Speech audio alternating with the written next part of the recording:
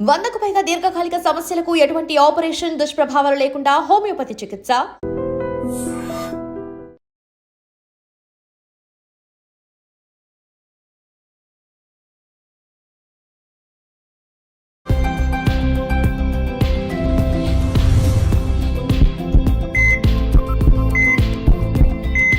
నమస్తే, welcome to healthy conversations with iDream media. నేను మీ Jhansi. So ఈరోజు మనం senior neuro surgeon doctor Ranganatham గారితో ఉన్నాము. సో మీరు చాలా వాకింగ్ చేసి అంటే వెయిట్ తగ్గాలని చాలా పాటించి విసిగిపోయి ఉన్నారా? ఇప్పుడు పెద్దవాళ్ళలో కూడా కొన్నాళ్ళు వాక్ చేస్తారు, కొన్నాళ్ళు చేయలేరు. మరి ఇప్పుడు మీ అందరి కోసం ఒక శుభవార్త వచ్చింది. జపనీస్ వాకింగ్ అని ఒక కొత్త వాకింగ్ మెథడ్ టెక్నిక్ అన్నమాట. సో అసలు ఇది ఏంటి, దీని గురించి వివరాలు అడిగి తెలుసుకుందాము. నమస్తే సార్. నమస్తే. ఎలా ఉన్నారు సార్? బాగున్నాను. సో జపనీస్ వాకింగ్ మేము ఎప్పుడు వచ్చినా కానీ మీరు కొత్త కాన్సెప్ట్ని అంటే అడ్వాన్స్డ్గా లేకపోతే ట్రెండీగా ఉన్న టాపిక్ని చూస్ చేసుకుంటారు.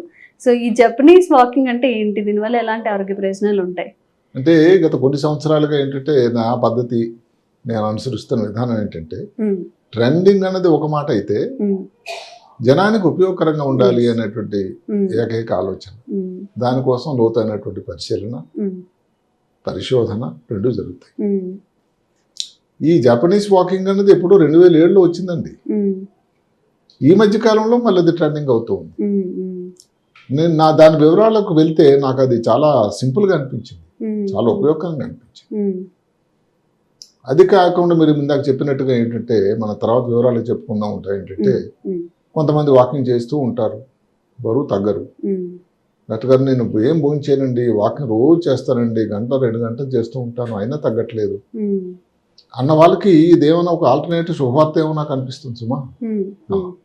దాని కారణాలు కూడా చెప్పుకుందాం. అలాగే ఇప్పుడు వాకింగ్ చేయడం కష్టమైన వాళ్ళు ఉంటారు. ఉదాహరణకు 60 సంవత్సరాలు, కీళ్ళ నొప్పి లేదు, ప్రాబ్లం ఉంది, ఒబేసిటీ ఉంది, వాళ్ళకు కూడా ఇది ఒక మంచిది. అదే విధంగా ఇంకొక ముఖ్యమైనది ఏమిటంటే ఈ జపనీస్ ట్రెడిషన్, జపనీస్ వస్తున్నటువంటి అలవాట్లు కానీ వాళ్ళు చేసినటువంటి విధానాలు కానీ చాలా గొప్పవండి. నా ప్రకారం చాలా నచ్చుతాయి. హైటెక్ మాటలు ఆడరు వాళ్ళు, చాలా సింపుల్ పద్ధతి అండి. ఇంతకుముందు ఒకటి వచ్చింది, ఫారెస్ట్ బాతింగ్ అని ఒకటి చేసాం. ఫారెస్ట్ బాతింగ్ అంటే అరణ్యంలో తిరగడం, గ్రీనరీలో మధ్యలో తిరుగుతుంటే మీ మనసు ఉల్లాసం కలుగుతుంది అనేది ఒక పద్ధతి. 2000 సంవత్సరాల క్రితం వచ్చినటువంటి ఒక భోజన పద్ధతి, హర భూ అనే ఒక పద్ధతి ఉంది. అంటే ఏమిటి, భోజనం చేస్తే 80% పొట్టలో ఉండాలి నిండుగా. మనం చాలాసార్లు చెప్పుకున్నాం. ఈ 2000 సంవత్సరాల తర్వాత కూడా దాని ముఖ్యత ఉందంటే, అలాగే ఇప్పుడు 2007లో వచ్చి 18 సంవత్సరాలు జరిగింది. ఇంకా నేను రాకపోయే తరాలకి ఇది చాలా ఉపయోగకరమైనటువంటి నడక పద్ధతి అని నాకు అనిపిస్తుంది. ఎందుకంటే ఇప్పుడు పెద్దవాళ్ళు అనుకున్నాం, పెద్దవాళ్ళు అయితే మన భారతదేశంలో దగ్గర 150 మిలియన్లు ఉన్నారు 60 సంవత్సరాలు పైబడిన వాళ్ళు. 80 సంవత్సరాలు పైబడిన వాళ్ళైతే దగ్గర 20,000-25,000 ఉన్నారు. అంటే ఇంక దగ్గరలో భారతదేశంలో కూడా జనాభా 70%, 60% సోకాల్ సీనియర్ సిటిజన్లు, వయోవృద్ధులు కాకపోయినా వృద్ధులు వాళ్ళ సంఖ్య పెరుగుతూ ఉంటుంది. వాళ్ళ అవసరాలను కూడా మనం పరిగణలో తీసుకోవాల్సిన అవసరం కూడా ఉంది. ఇప్పుడు ఈ జపనీస్ వాకింగ్ ఇందాక చెప్పుకున్నట్టుగానే 2007లో జపాన్లో ఫుకుయోకా అనే ఒక యూనివర్సిటీ నుంచి డాక్టర్ తనాకా అని ఒక స్పోర్ట్స్ సైంటిస్టు ఆలోచన చాలా బాగుంది. అసలు ఎంత సింపుల్ అంటే, ఎందుకు వాకింగ్ చేసి దాని వలన అందరికీ ఉపయోగం రావటం లేదు అని ఆల్టర్నేటివ్ వాకింగ్ పద్ధతి కనిపెట్టాడు. ఏం లేదండి, చాలా సింపుల్ టెక్నిక్ ఇది. దానికి ఏం స్పెషల్ ఎక్విప్మెంట్ అలా కాదు, మీరేం జిమ్కి వెళ్ళక్కర్లేదు, ఇంటి దగ్గరే చేసుకోవచ్చు, పైన ఉండే టెర్రస్ మీద చేసుకోవచ్చు, ఎక్కడ డ్రైవ్ వే ఎక్కడన్నా కానీ సెల్లార్లో ఉంటే ఎక్కడన్నా చేసుకోవచ్చు. ఒక్క షూ వేసుకుంటే చాలు. షూ వేసుకొని వాక్ చేయాలి వేసుకుంటే, లేదంటే చెప్పులు లేకుండా, ఇంట్లో అయితే చెప్పులు లేకుండా నడిచినా సరే కూడా అది ఒక పద్ధతి. అంటే బయటకు వెళ్ళి నడుస్తుంటారు కొంతమంది కదా, అలాంటప్పుడు అంటే కావాల్సిందల్లా దీనికి ఎక్విప్మెంట్ అంటే ఒక ఇంట్రెస్ట్ ఉండాలి, నడవాలి, ఈ పద్ధతి నాకు నచ్చింది అని. రెండోది, ఒకవేళ అవసరం అయితే పాదరక్షలు, ఇంతేనండి ఖర్చు. చేసే పద్ధతి కూడా ఏమిటి, 3 గంటల సేపు చురుకుగా నడవడం ఫాస్ట్గా. మీరు అడగొచ్చు ఎంత ఫాస్ట్గా నడవాలి డాక్టర్ గారు అంటే, మీకుండే సామర్థ్యంలో 70 నుంచి 85% ఇంకా నేను ఇంకా బాగా చేసి నడిచిపోతాను అన్నంత వరకు నడవాలి. అది ఎంతసేపు 3 నిమిషాలే. అయిన తర్వాత ఇంకో 3 నిమిషాలు నెమ్మదిగా నడవాలి. ఓకే, ఫస్ట్ ఫాస్ట్ గా నడవాలి, తర్వాత స్లోగా నడవాలి. 3 నిమిషాలు, అదొక 3, ఇదొక 3, అదొక సైకిల్. అది అట్లాంటివి 5 సైకిల్స్ అంటే 6 × 5 ఎంత అవుతుంది? అరగంట వాకింగ్ అయిపోయిందిగా. ఓకే, ఇది రిపీట్ చేయాలి సార్ ఒక 5 టైమ్స్. అది ఈ సైకిల్ ఏదైతే ఉందో ఫాస్ట్ వాకింగ్ తర్వాత స్లో వాకింగ్ అన్నది ఒక సైకిల్ కింద ఉంటే అలాంటివి 5 సార్లు రిపీట్ చేయాలి. ఓకే ఓకే, అరగంట అవుతుంది అప్పుడు. ఆ తర్వాత మీరు ఎన్ని సార్లు చేయగలరు అది అసలు వాళ్ళు ఏం చెప్తున్నారంటే వారంలో 5 సార్లు చేసినా సరిపోతుంది. కానీ ఎవరికైనా సమయం ఎక్కువ ఉండి ప్రతిరోజు చేయగలిగితే ఇంకా దాని ఉపయోగం ఉంటుంది. ఇప్పుడు మీరు ఎవరన్నా అడిగేది నాకేమిటంటే, ఇది ఎలాగ ఉపయోగం మిగతా వాటితో జరుగుతున్నది ఏమిటంటే, ఫాస్ట్గా నడుస్తున్నప్పుడు ఏమవుతుంది, గుండె కొట్టుకోవడం ఎక్కువ, హార్ట్ రేట్. దానివల్ల శరీరం మీద ఒక ఛాలెంజ్ చేస్తుంది బాడీని. 3 నిమిషాలే. అదే కానీ కంటిన్యూస్గా అన్నట్టయితే ఇబ్బందులు కూడా వచ్చే అవకాశం ఉంది. 3 నిమిషాలు అయిన తర్వాత నెమ్మదిగా ఇంకొక 3 నిమిషాలు మీరు ఏం చేస్తున్నారు, దాన్ని రికవర్ అవడానికి సమయం ఇస్తున్నారు. ఈ ఎనర్జీ ఏదైతే ఉందో మొదట్లో ఉండేటువంటి ప్రక్రియట మన క్యాలరీస్ తగ్గడానికి, కొవ్వు పదార్థం కరిగిపోవడానికి చాలా ఉపయోగకరం. అందువల్ల ఎవరైతే వెయిట్ తగ్గాలనుకునే వాళ్ళకి నా ప్రకారం ఇది చాలా మీరు అందరూ ప్రయత్నించండి. నేను అనుకోవడం నిరాశ నిస్పృహలతో కాకుండా మీరు అన్ని ప్రయత్నం చేస్తున్నారు కాబట్టి జిమ్కి వెళ్ళాల్సిన అవసరం లేకుండా రోజుకు 2 సార్లు కానీ మీరు నడవగలిగినట్టయితే ఎంత సమయం కేటాయించగలిగితే దాని ఉపయోగం ఉంటుంది అని నాకు అనిపిస్తూ ఉంటుంది. అండ్ సార్ దీనివల్ల బ్రెయిన్ కూడా కొంచెం యాక్టివేట్ అయ్యి యాక్టివ్గా ఉండే అవకాశం ఉంది. చాలా పద్ధతి అదే న్యూరోసర్జన్గా దానికోసం కొంచెం ఇంకా ఎక్కువ మాటలు చెప్తాను. ఇది దీనికోసం 2004లో పరిశోధన చేయగా వాళ్ళు అనుకున్నది ఏమిటంటే ఎండ్యూరెన్స్ అంటారు ఇంగ్లీష్లో, అంటే ఓర్పు. కోపం ఉన్న వాళ్ళకు కూడా ఓర్పు వస్తుందట, బలం రావడం, బీపీ కంట్రోల్. మీరు అడిగారు ఇప్పుడు మైండ్ ఏదైతే 3 ఎలివేషన్ బాగా, బ్రెయిన్ హెల్త్, మెదడు తాలూకు ఆరోగ్యం, ఆ వివరాలు తర్వాత మాట్లాడుకో జరుగుతూ ఉంటాయి. ఆ తర్వాత ఇది ఇప్పుడు వచ్చి అంత 17 సంవత్సరాలు అనుకున్నా. ఈ మధ్యన 2004లో మొదటిసారి వస్తే 2018, 2007లో మొదటిసారి, రెండోసారి దాని తాలూకు స్టడీ ఏమిటంటే 2018. అంటే 10 సంవత్సరాలు గడిచిందిగా. ఈ దశాబ్దంలో దీన్ని ఫాలో అయిన వాళ్ళు ఎంత ఉపయోగం ఉందని మళ్ళీ పరిశోధన చేశారు. ఇదేదో వాకింగ్లో కొత్త మెథడ్ అనుకోకండి, ఇది ఒక రకమైనటువంటి ఉపయోగకరమైన శాస్త్రీయపరమైనటువంటి పటిష్టమైన ఒక విధానం.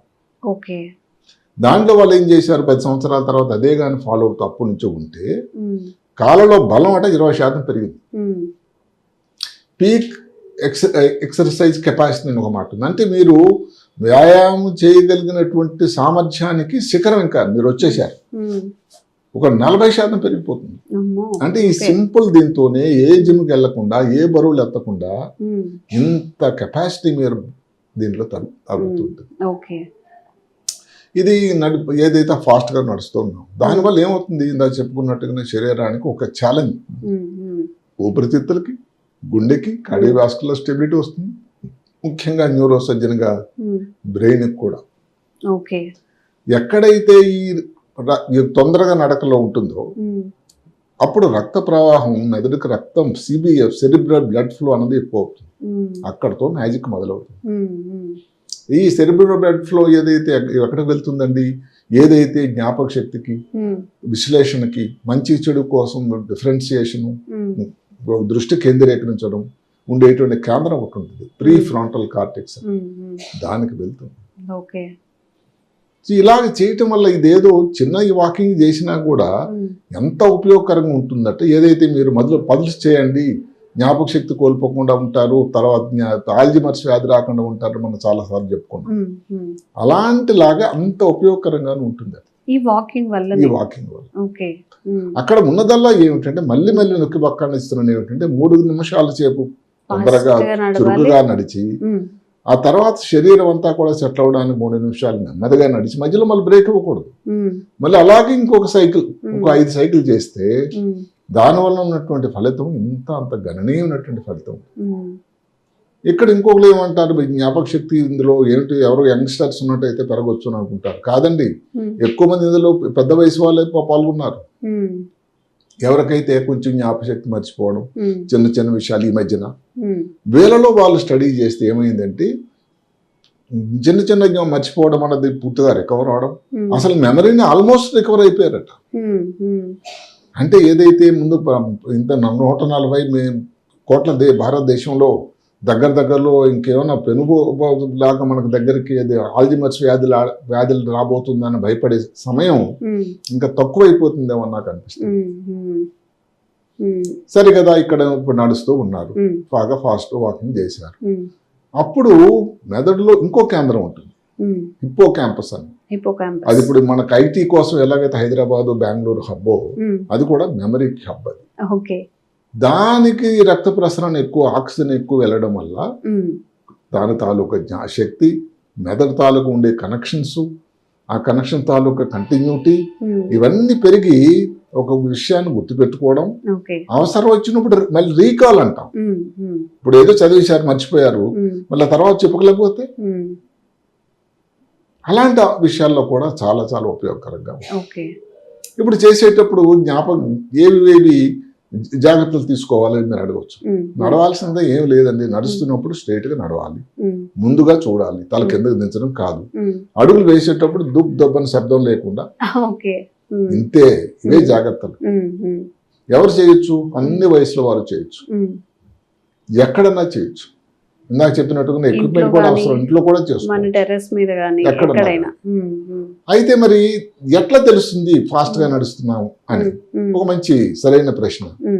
మీరు 3 నిమిషాల తర్వాత మీ హార్ట్ రేట్ కొట్టుకున్న తర్వాత అప్పుడు మీకు తెలుస్తూ ఉంటుంది అనమాట, ఇంక మనం పీక్ వచ్చేసాం, ఇప్పుడు అయిపోయింది, అప్పుడు కొంచెం నెమ్మది చేయాలి, అంతే. దానికి ఇంకా ఒక లెక్క ఏమి అవసరం లేదు. సరేగా మీ దగ్గర స్టాప్ వాచ్ కానీ లేదా మీ వాచ్ పెట్టుకొని, ఈ మధ్య కాలంలో అన్ని రిస్ట్ వాచ్లు, స్మార్ట్ వాచ్లు వచ్చాయి, దాంట్లో 3 నిమిషాలకు మీరు అలారం పెట్టుకొని చేసినా కానీ సరిపోతుంది. అవును. సరే, ఇప్పుడు 3 minutes అయినా ఒకవేళ 4 minutes నడవగలిగారు అని వాళ్ళు ఆ స్టడీ మాత్రం 3 minutes ఎందుకంటే అంత సులభతరం. ఇప్పుడు మాటకి 5 నిమిషాలు అని చెప్పారనుకోండి, 5 నిమిషాలు అలాగా ఉండొచ్చు. 3 నిమిషాలు మరీ తక్కువ కాదు, మరి ఎక్కువ కాదు. మొత్తం మీద ఆ స్టడీలో మాత్రం 3 నిమిషాలు తొందరగా చురుగ్గా నడవడం, 3 నిమిషాలు నెమ్మదిగా నడవడం, అంతే. మరి ఎవరెవరికి చేయడం కొంచెం ప్రమాదకరం ఉంటుంది. బీపీ, బ్లడ్ ప్రెషర్స్ కంట్రోల్ లేకుండా ఉండేవాళ్ళగా, హై ప్రెషర్ ఉండేవాళ్ళు. ఈ మధ్య కాలంలో ఏదో గుండెకి ప్రాబ్లం వచ్చింది అనుకోండి, హార్ట్ అటాక్ వచ్చింది, ఏదైనా ఆపరేషన్ అయింది, డాక్టర్ గారి పర్యవేక్షణ, డాక్టర్ గారి తాలూకా సలహా తీసుకుని చేయటం మంచిది.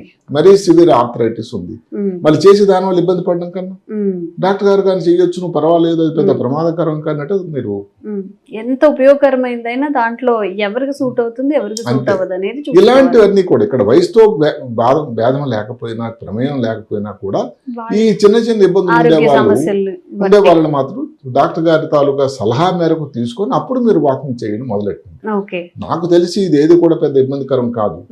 అయితే డాక్టర్ గారు ఎందుకు మీరు చేశారు, ఏదైనా కాంప్లికేషన్ వచ్చిందని దానికన్నా మీ డాక్టర్ గారు ఎవరైతే ఉన్నారో వారి పర్యవేక్షణలో కాకపోయినా వారి సలహా మేరకు మీరు చేయడం అన్నది ఉత్తమం. ఇప్పుడు ఇంకొక మెదడుకు సంబంధించి ఇంకొక మాట ఉంది. ఏమిటది? మెదడులో ఈ ప్రశాంతత, ఎమోషనల్ స్టెబిలిటీ, అంటే అసలు దేనికి ఎంత ప్రమాదం ఇబ్బంది వచ్చినా కూడా చక్కగా ఉండగలడానికి. ఎందుకు అంటే ఈ నడక వల్ల స్ట్రెస్ హార్మోన్ అని మనం చెప్పుకున్నాం చాలా సార్లు, కార్టిజాల్ తగ్గిపోతుంది.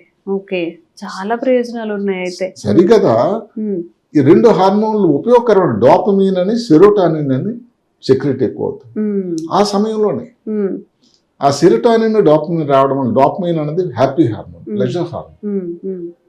సెరోటానిన్ ఏమిటంటే మన ఎమోషన్స్ అన్ని, కోపం, తాపం, కంట్రోల్, ఓదార్పు తీసుకొచ్చేటువంటి ఒక. ఇందాక మనం ఏదైతే చెప్పుకున్నామో ఈ బరువు తగ్గడానికి మామూలు మరి వాకింగ్ కి దీనికి ఏమిటి తేడా మీరు అడగండి. వాకింగ్ అలా కంటిన్యూస్ గా మూసలో పోసినట్టు చేస్తూ ఉంటే తగ్గదు. కొంతమంది అన్కాన్షియస్ గా ఏదో ఆలోచించుకుంటూ నడుస్తారు, కొంతమంది బాడీని ఫ్రీ చేయకుండా ఏదో నడవాలి అన్నట్టు అది నడుస్తుంది. దీనిలాగా తప్పదు అన్నట్టు చేయాలి అన్నట్టు. కొన్నిసార్లు అది నేను కూడా ఎక్స్పీరియన్స్ చేశాను సార్. ఒక గంట ఒక హాఫ్ అన్ అవర్ వాకింగ్ చేసిన తర్వాత కూడా బాడీ రిలాక్స్ గా అనిపించదు, ఎందుకంటే మనం కాన్షియస్ గా చేయలేదు, ఒక దానికి ఒక మాట వాడారు మీరు, breaking the plateau. Breaking the plateau. Plateau ఏంటి మనకు తెలుసు, మనం దక్కన్ ప్లాటూలో ఉన్నాం. అదే కాకుండా ఎక్కడో టిబెటిన్ ప్లాటూ అంటే ఏమిటి, ఒక అక్కడ నుంచి దాటలేని పరిస్థితి, పెరగని పరిస్థితి. అలాంటప్పుడు దానికి కారణం ఈ శాస్త్రవేత్తలు చెప్పేదల్లా ఏమిటంటే, ఒకే రకం ఉండడం వల్ల శరీరానికి ఏదైతే క్యాలరీస్ తగ్గేటువంటి పద్ధతి దాని వల్ల జరగటం లేదు. ఇట్లా ఒక్కసారి పెరిగి చురుకుగా నడిచి తగ్గేటట్టు అయితే క్యాలరీస్ తగ్గడం కానీ ఫ్యాట్ తగ్గడం కానీ గణనీయంగా తగ్గేది. ఎన్నో బరువులు తగ్గిన వాళ్ళు కూడా ఉన్నారు. అందువల్ల మీరు కూడా ప్రయత్నించండి. ఇది ఒక చాలా సింపుల్ విషయం. అదే కాకుండా రాత్రి నిద్ర లేని వాళ్ళకు కూడా ఇది దివ్య విషయం అట. రాత్రి పూట ఒక 20 నిమిషాలు మీరు పడుకునే ముందు చేయండి. అసలు ఎంత ప్రశాంతత చేకూరుతుందో. రాత్రి మీకు నిద్ర వచ్చినట్టయితే దానివల్ల మళ్ళీ మీ జ్ఞాపక శక్తి ఏదైతే ఉందో, రాత్రి బ్రెయిన్ ఏం చేస్తుందంటే ఈ ఆలోచనలన్నింటినీ పక్కన పెట్టేసి ప్రశాంతంగా నిద్రిస్తే శరీరం అంతా కూడా హాయిగా రిలాక్స్ అవుతుంది. మెదడు తాలూకా రేపు చేయకోవాల్సిన ఆలోచనలన్నీ సమగ్రమై ఇంకా చురుకుగా మీరు తయారవుతారు. అంటే మెదడుకు సంబంధించి ఇన్ని విషయాలు ప్రీఫాటల్ కార్టెక్స్ కానీ, హిప్పో క్యాంపస్ లో కానీ, డోపమిన్ లేకపోతే సెరోటోనిన్ కానీ, కార్టిజాల్ తగ్గడం కానీ, ఎమోషనల్ స్టెబిలిటీ రావడం కానీ, ఇదేదో ఇందాక చెప్పినట్టుగా ఒక ఇది ఫ్యాడ్ అనుకోకండి, ఏదో కొత్త టెక్నిక్ అనుకోకండి, మామూలుగా చేసేటువంటి సైంటిఫిక్ గా ప్రూవ్డ్ ఒక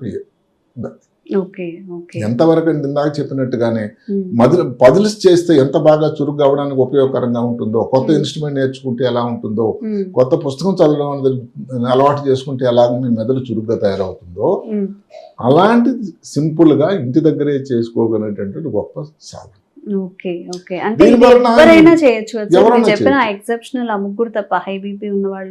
అది కూడా చేయొచ్చు. వాళ్ళ తాలూకు డాక్టర్ గారు చేయొచ్చు, పర్వాలేదు 3 నిమిషాలే కదా అని వాళ్ళు అభయాసం ఇస్తే మీకు నమ్మకంగా ఉంటుంది. అంటే మళ్ళీ ఏదో వెళ్ళిపోయిన ఇబ్బందులు, మరి బ్లడ్ ప్రెషర్ కంట్రోలే లేదనుకోండి, అది ప్రమాదం కదా. దానివల్ల మళ్ళీ ఏదైనా హార్ట్ లో కానీ ఇబ్బంది వచ్చేటట్టయితే, ఎందుకంటే ఆ 3 నిమిషాల సమయంలో ఎంత ప్రమాదం జరుగుతుందని ఆ కంటే ట్రీట్ చేస్తున్న డాక్టర్ గారే కరెక్ట్.